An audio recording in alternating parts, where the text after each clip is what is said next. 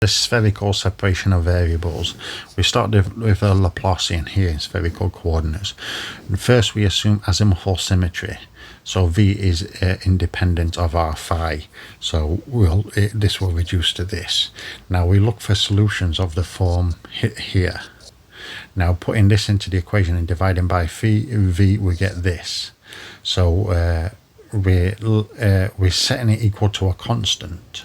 So we'll get this, as we've been through these quite a few times, but this is one in Griffiths for electromagnetism.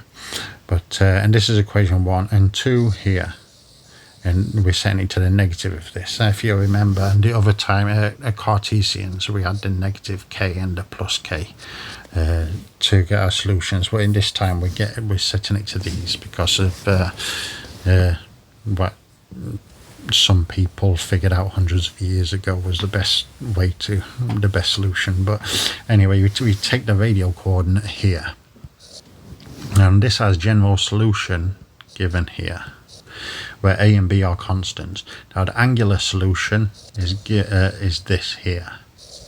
Now and these are in the form of the Legendre polynomials, PL of cosine x, and go into spherical harmonics and all kinds of things.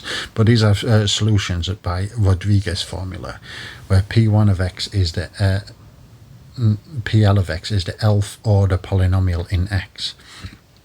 Only even powers are even powers if L is even, and odd powers if the factor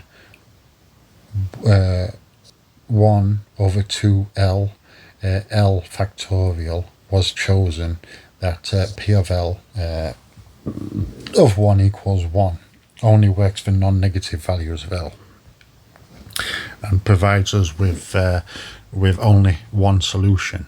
But by equation 2 is second order and should process two independent solutions for every value of L. It turns out there are other solutions that blow up at theta equals 0 and theta equals pi.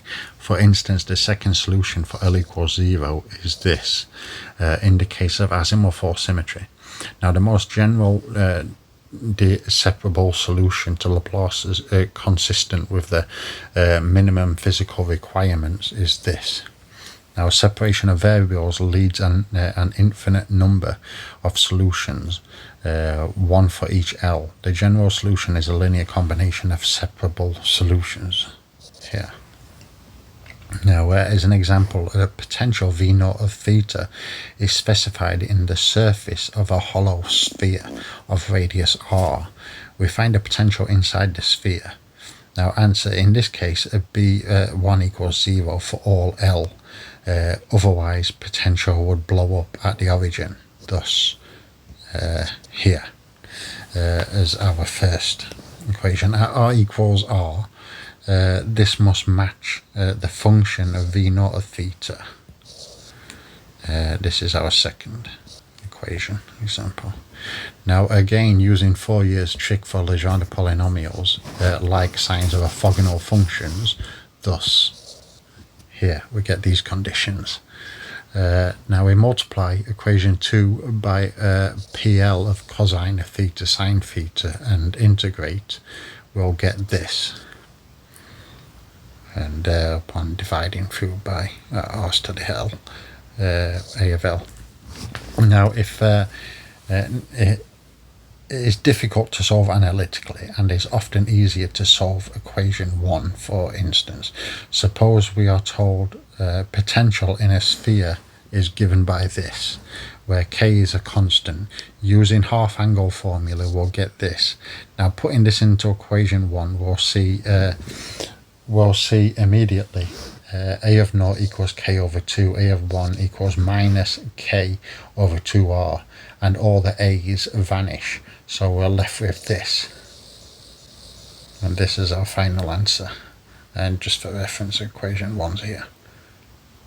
So yeah, that's separation of variables in spherical coordinates. Please do like and subscribe, there's lots more to come.